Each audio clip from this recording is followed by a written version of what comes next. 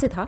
Amritsar commissionerate police ने सीमा पार से चलाए जाने वाले एक आतंकी मॉड्यूल का भंडाफोड़ करके पूरे देश को चौंका दिया है। अब तक हम यही मान रहे थे कि जंतर मंतर पर हुए स्टूडेंट्स के प्रोटेस्ट के पीछे देश की इंटरनल राजनीति का हाथ है। पंजाब पुलिस और केंद्रीय एजेंसियों की जांच में जो सामने आया है उसने सबको चौंका दिया है। इस प्रोटेस्ट में भारी तबाही मचाने और पेट्रोल बम का इस्तेमाल करने की पूरी साजिश रची थी आईएसआई ने, लेकिन पुलिस और आरएएफ की कड़ी सुरक्षा की वजह से हमला करने में असफल हो गए। कुल 9 लोग गिरफ्तार हुए, जिसमें 4 लोग जो है वो नाबालिग हैं।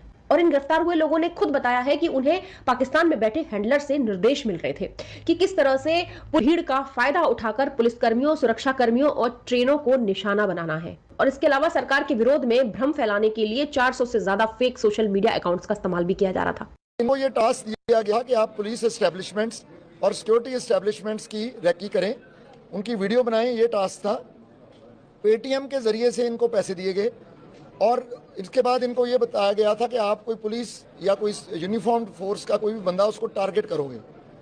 तो ये सारे ही ज़्यादा इस मॉड्यूल में एक को छोड़ के बाकी जुवेनाइल हैं तीनों। और मुझे इससे बड़ी सैड बात है कि 15-15 साल के बच्चे ये काम में लगे हुए हैं और अभी भी हमारे जो साथ वाला मुल्क है उसकी बहकावे में आके लुभाए जाते हैं मनी के उसमें लालच में। और ये बेसिकली इन्होंने ये जो मॉड्यूल वहाँ का आईएसआई बेस्ड हैंडलर चला रहा था, आईएसआई बैक्ड रादर, उन्होंने इनको जंतर मंतर भी भेजा था। रेल के ज़रिए से ये 8 लोग ट्रैवल किए थे दिल्ली को, वहाँ से वापस आए। वहाँ इनको लोकली ये पेट्रोल बॉम्ब्स वगैरह की जो मटेरियल है वो दिया गया था, बट किसी कारण ये वहाँ एग्जीक्यूट नहीं कर पाए अपना कोई भी इस तरह का एक्शन। उसके बाद ये पकड़े गए सारे।